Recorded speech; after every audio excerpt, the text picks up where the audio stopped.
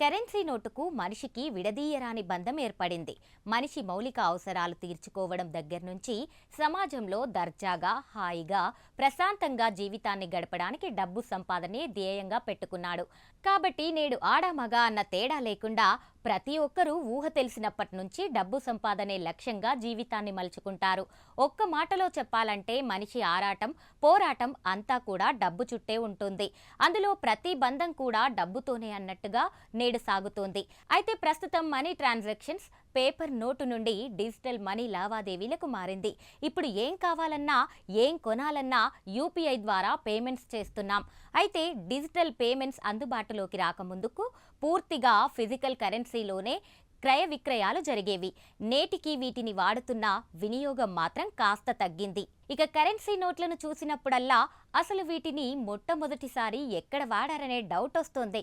మరి పేపర్ కరెన్సీని మొదటగా ఏ దేశంలో వాడారు, ఇది ఎలా వాడకంలోకి వచ్చిందనే విషయానికొస్తే చాలా పాతకాలంలో వస్తు మార్పిడి వ్యవస్థ ఉండేది. అది కాస్త నాణాలకు మారింది.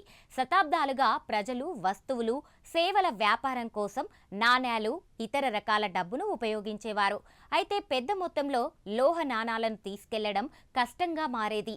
దీంతో ట్రాన్సాక్షన్స్ చేయడానికి ప్రజలకు సింపుల్, ఈజీ మెథడ్ అవసరం పడింది. ఇందులో భాగంగానే పేపర్ కరెన్సీ ఆలోచన మొట్టమొదటిసారిగా చైనాలో పుట్టింది. 11వ శతాబ్దం ప్రారంభంలో సాంగ్ రాజవంశం సమయంలో చైనాలో పేపర్ కరెన్సీని మొదటగా కనుగొన్నారు. తేలికైన బరువుండే కాగితం కరెన్సీని అందుబాటులోకి తెస్తే ఎంతైనా సంపదను తీసుకెళ్లొచ్చని అక్కడి షెచ్వాన్ ప్రాంతంలోని వ్యాపారులు భావించారు. ఆ సమయంలో ట్రేడ్ కోసం పెద్ద లోహ నాణాలను తీసుకెళ్లడం అసౌకర్యంగా ఉండేది. దీంతో నాణాలకు బదులుగా జియాఓజీ అనే పేపర్ నోట్లను స్టార్ట్ చేయడం ప్రారంభించారు. పేపర్ కరెన్సీతో వ్యాపారులు రెగ్యులర్గా వ్యాపారం, వాణిజ్యం చేయడం స్టార్ట్ చేశారు.